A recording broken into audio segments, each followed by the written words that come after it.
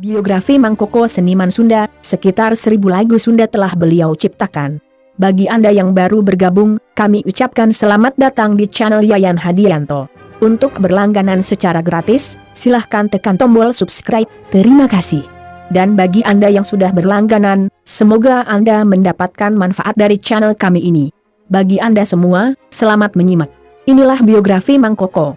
Mang Koko, 1917-1985, adalah seorang seniman Sunda, pencipta lagu-lagu Sunda. Dilahirkan di Indihiyang, Tasikmalaya pada 10 April 1917 dengan nama Koko Koswara. Ayahnya Ibrahim alias Sumarta, masih keturunan Sultan Banten, Sultan Hasanuddin. Beliau mendapat pendidikan di HIS 1932, Mulo Pasundan 1935.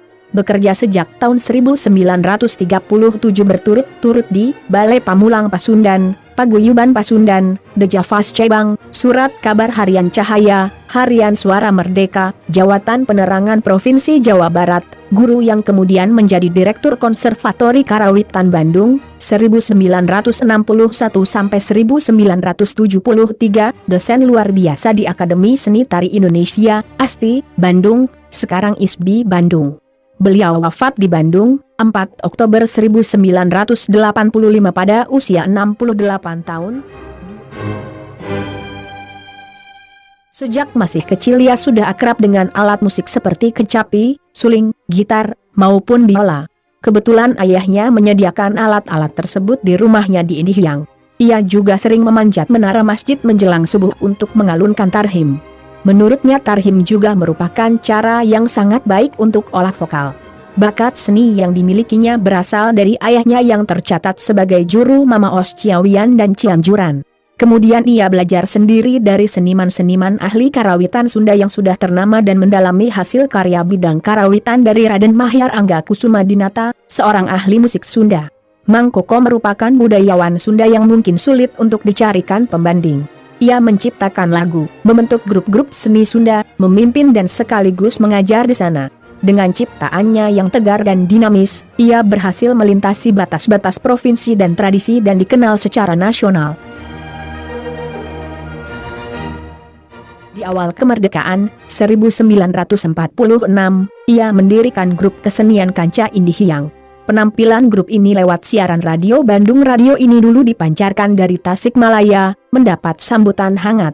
Maka tidak mengherankan ketika Koko pindah ke Bandung, 1950, Ujeng Suwargana, yang punya penerbit Ganaco, meminta Koko membukukan lagu ciptaannya.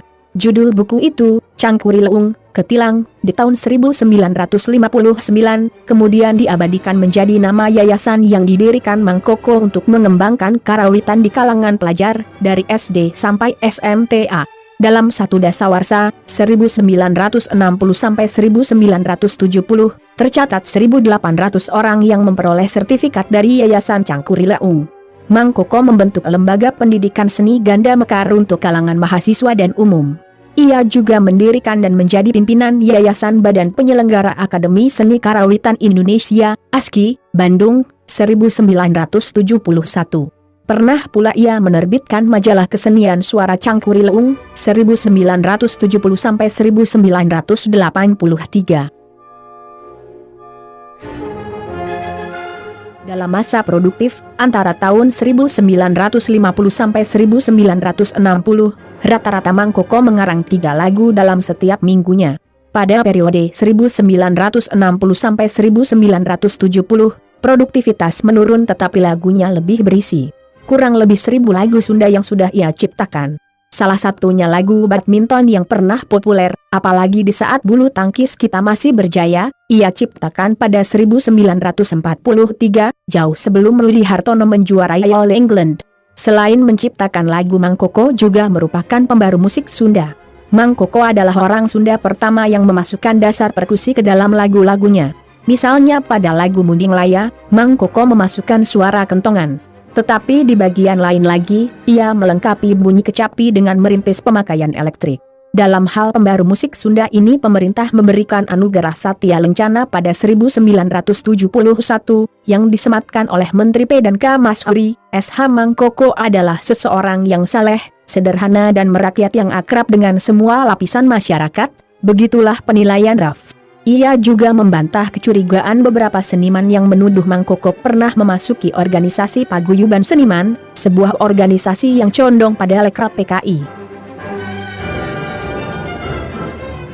Berikut ini di antara karya cipta Kakawihan yang ia buat dikumpulkan dalam berbagai buku, baik yang sudah diterbitkan maupun yang masih berupa naskah-naskah. Resep Mamaos, Ganaco, 1948, Cangkurileung, 3 jilid MB, 1952, Ganda Mekar, Tarate, 1970, Bincarung, Tarate, 1970, Pengajaran Kacapi, Balebat, 1973, Seni Suara Sunda Pupuk 17, Mitra Buana, 1984, Sekar Mayang, Mitra Buana, 1984, Layautan Suara, YCP, 1984, Bentang Sulintang Lagu-lagu Perjuangan, dan sebagainya. Karya-karyanya bukan hanya dalam bidang kawih, tapi juga dalam bidang seni drama dan gending karesmen.